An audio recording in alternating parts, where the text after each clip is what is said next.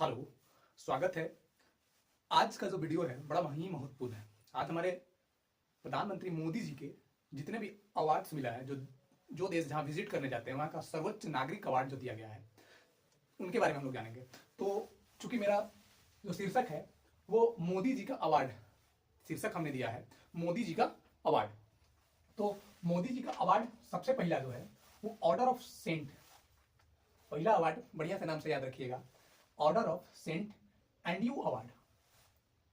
Order of saint Andrew award हमारा पुराना मित्र देश रसिया, रूस के सर्वोच्च नागरिक सम्मान से नवाजा गया है।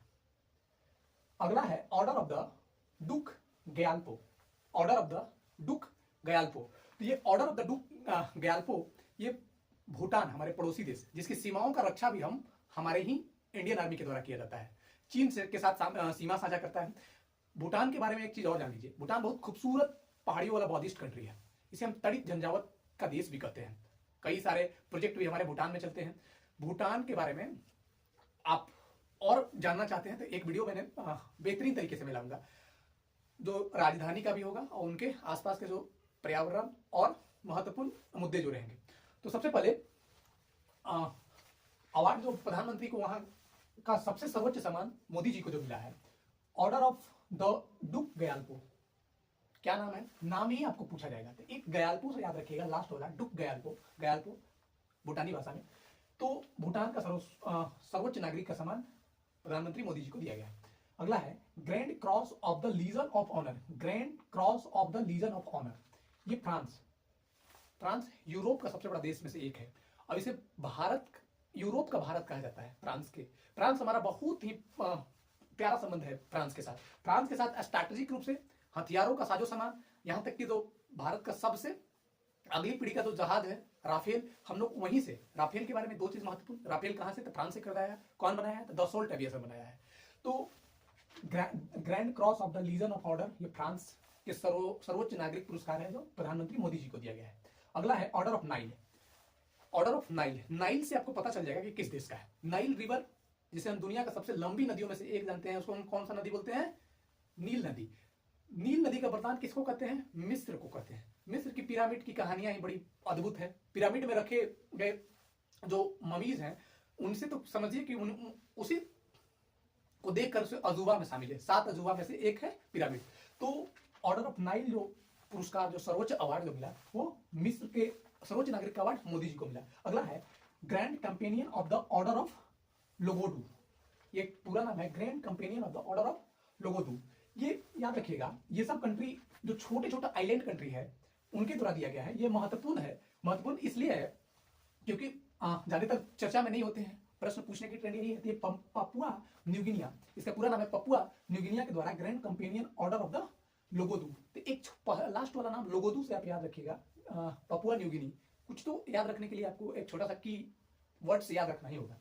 अगला है companion of the order of Fiji.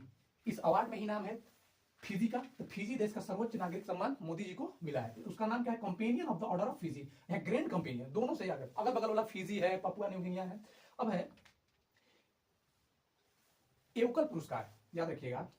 एवकल पुरस्कार ये पलाऊ गणराज्य के द्वारा दिया गया है। किस गणराज्य के द्वारा? गणराज्य के द्वारा। पलाऊ एक छोटा सा आइलैंड कंट्री है, पलाऊ के द्वारा दिया गया। अगला है निशान इजुद्दीन का शासन। ये अवार्ड का नाम है, चौंकिएगा मत, ये क्या है? शासन नहीं है, निशान इजुद्दीन का शासन। ये मालदीव, हमारा पड़ोसी देश, अभी कुछ दिनों से हमारा रिश्ता बड़ा ही खटास सा रहा, जब से नए राष्ट्रपति मोइजू अभी हमारे 15 अगस्त में मुख्य अतिथि के तौर पे भी थे। तो अब रिश्तों को समझ उन्हें आने लगी कि भारत के लोग वहां टूरिज्म करते हैं, इसलिए अर्थव्यवस्था अच्छी थी। यहां तक कि भारत की सेना वहां जाके उसे मदद भी करती थी। लेकिन कुछ समय से भारत विरोधी नारे के ही प्रमुखता देकर मोइजू चाइना के फेवर में भारत के खिलाफ प्रदर्शन किया करते थे। तो ये भी बड़ा एक प्रमुख मुद्दा में से एक है। तो उनका पूरा नाम है मोहम्मद मोइजू। तो सबसे पहले भारत की यात्रा था, शायद अतिथि आए थे या यात्रा पे आए थे। उनका जो सर्वोच्च सम्मान जो उससे पहले जो थे राष्ट्रपति, उनके द्वारा दिया गया था निशान इजुद्दीन का शासन। ये लगभग 2016 या कुछ पहले के ही आसपास है। तो निशान इजुद्दीन का शासन याद रखिएगा, मालदीव के द्वारा दिया गया है। ऑर्डर ऑफ जायद अवार्ड, यहीं से आपको एक छोटा सा की बताएंगे कि याद हो जाएगा। ऑर्डर ऑफ जायद अवार्ड, ये जायद जो है ये यूएई, यूनाइटेड अरब अमीरात के द्वारा अपने नागरिक देश का सर्वोच्च पुरस्कार मोदी जी को दिया। King king Hamad of the renaissance, एक पुरस्कार का नाम है किंग। भाई जब अरब कंट्री में जब आप जाइएगा तो वहां राजनीतिक या लोकतांत्रिक व्यवस्था नहीं है, राजशाही शासन पे बहुत सारे देश, जैसे सऊदी अरब हो गया, जैसे यूएई हो गया, जैसे बहरीन हो गया, ओमान हो गया, कई ऐसे देश हैं जो अभी भी किंग व्यवस्था, राजशाही व्यवस्था के तौर पे ही है। सऊदी अरब यूएई का खासियत सबसे बड़ा क्या है ना, तेल के साथ वो अपने देश को विकसित होना चाहते हैं, इसीलिए तानाशाह के तौर पे नहीं देखा जाता है, वो विजन्स को देख रहे हैं। अपना तेल तो है ही, लेकिन विजन्स को देख रहे हैं। तो उसी में से एक पुरस्कार के बारे में देखिएगा, तो king Hamad of the renaissance, ये बहरीन के द्वारा दिया गया है। अगला जो 2 अवार्ड जो है वो बड़ा ही इंपॉर्टेंट है, आप सुनिएगा तो अभी चौंक जाइएगा, ये गजब का अवार्ड है। एक है grand collar of the state award, पूरा नाम है grand collar of the state award. ये फिलिस्तीन जो आज देश अपने संघर्ष, वजूद की संघर्ष के लिए लड़ रहा है, उस देश का सर्वोच्च नागरिक सम्मान मोदी जी को 2016 के आसपास, 2018 में देता है। भारत चूंकि न्यूट्रल कंट्री है, वो फिलिस्तीन की भी मान्यता देता है, इजराइल को भी मान्यता देता है। ये कहता है, आज तक यूनाइटेड नेशन में ये बात को उठाता है कि शांति तरीके से मसला को सुलझ जाना चाहिए। दूसरे तरीके से ये भी कहता है कि हम फिलिस्तीन को भी मानते हैं, हम इजराइल को भी मानते हैं, लेकिन चूंकि इजराइल उस क्षेत्र की जो सॉवरेनिटी जो 1948 में आया, तो इजराइल की एक आसपास के जो प्रभुत्व और जो धर्मवाद की राजनीति में जो मुस्लिम कंट्री है, और जो आतंकवाद, हथियार, ये सब का व्यापार का एक बहुत बड़ा केंद्र हो गया। उसी केंद्र के इर्द गिर्द ही फिलिस्तीन खत्म हो गया। आज वो खत्म के कगार पे है, खत्म तो नहीं कर सकते हैं, लेकिन खत्म अपनी संघर्ष की लड़ाई में। तो सबसे बड़ी चीज क्या है कि वहां का भी जो पुरस्कार जो है, फिलिस्तीन का अवार्ड जो है grand collar of the state, इसका पूरा नाम है grand collar of the state. अगला है स्टेट ऑर्डर ऑफ गाजी अमीर, याद रखिएगा, अवार्ड का नाम है स्टेट ऑर्डर ऑफ गाजी अमीर। ये गाजी अमीर का पुरस्कार कौन देता है? ये अफगानिस्तान 2016 में, अफगानिस्तान के शासन, जब वहां तालिबान का शासन नहीं था, तो मोदी जी को अपने देश का सर्वोच्च नागरिक सम्मान से नवाजा गया था। हाँ, अफगानिस्तान में तालिबान का शासन है, परिस्थितियां अलग है। अफगानिस्तान पे शासन कोई नहीं कर पाया है, चाहे वो रसिया हो चाहे अमेरिका हो। अमेरिका 20 सालों तक अपनी हार को पीछे लिए हुए चला, लेकिन अमेरिका चूंकि पूरी दुनिया में एक चाचा चौधरी बने फिरता है और बहुत सारे देश को वहां की राजनीतिक या राष्ट्रवादी सरकार को अस्थिर करना चाहता है, ये बात सही भी है। आज जो भारत के पूरे मीडिया हो, संसद हो, वहां पे केवल अमेरिका का ही बात चल रहा है, इर्द गिर्द चल रहा है कि पूरी दुनिया में जो ट्रेड, व्यापार, राजतंत्र, लोकतंत्र, जो ये शब्द आ रहे हैं, उनके प्रगाढ़ मौजूदगी में किनका हाथ है? अमेरिका के हाथ है। अमेरिका हमारे भारत के आसपास जो इर्द गिर्द देश है उसे अस्थिर करना चाहता है, और कर भी चुका है, जैसे बांग्लादेश, जैसे श्रीलंका, जैसे मालदीव, कई ऐसे देशों के बारे में। वो पाकिस्तान तो है ही, इसका नाम तो लेना ही अलग से चीज है।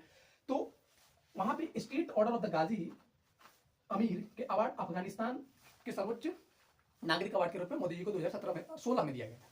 अगला है किंग अब्दुल अजीज सायस, ये सऊदी अरब का सर्वोच्च नागरिक सम्मान है, जिसे प्रधानमंत्री को नवाजा गया था। तो ये कुछ मोदी जी का अवार्ड जो देश में गए, वहां के सर्वोच्च नागरिक से नवाजा गया।